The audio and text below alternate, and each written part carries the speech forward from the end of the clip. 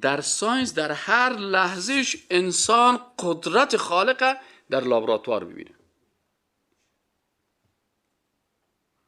ما تو میکروب دیدن نمیتونیم، اما وقتی که یک ساینسدان میکروسکوپ از زیر چشم خود میمانه، میکروبا را سیل میکنه، این حال ای میبینه که سبحان الله ای بکتریاهای یک حجروی هم توالد دارن و هم تناسل دارن و هم تأثیر دارن و هم متأثر میشن.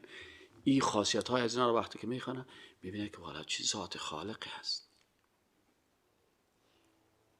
یعنی یک عالم یک روز یک کلمه گفت، سرمایه گپ از این تاثیر کرد. یک ساینسدان گفت که ساینسدان ها خواستن یک پشه بسازن. گفت بیاین یک پشه میسازیم. پشه را آوردن وجود از این مطالعه کردن. بالاخره این کل از اینا وقتی که بالای از این ساختن و مثلا سیستم تنفسی از این ساختن و سیستم که پرواز میته و ماشین که پشه را آسمان بالا میکنه و پرواز میکنه و سیستم زهروی از که زار میریزانه و که مثلا چه قسم دشمن تفکیک که میکنه، چه قسم حمله میکنه، خب کل وسایل از این مطالعه کردن. خواستن یک پشگک بسازن. چی بسازن؟ پشگک.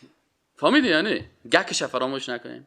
یا صاحب وقتی که خواستن یک پشگک بسازن، وقتی که پرزاجات پشگک گرد کردن دیده که به اندازه یک طیاره بوینگ شد.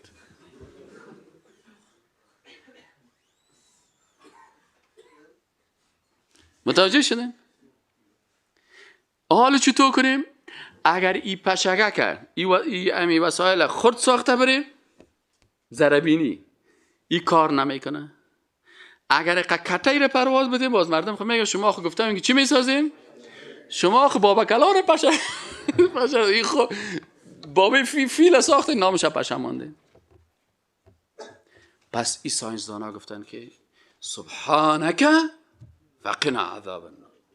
پروردگارا پاکیست تو را که خلق میکنی حتی در ساختمان فیزیکیش، امی که الله بکتریای یک حجروی را خلق کرده که قدرت خدا برای ساینسدان نشان بده که تو ساینسدان متوجه باش که تو اگر یک چیزی بسازی که توالد کنه و تکاثر بکنه و تأثیر بکنه سر دیگرها و پس تو نمیتونی تو چیز ساخت.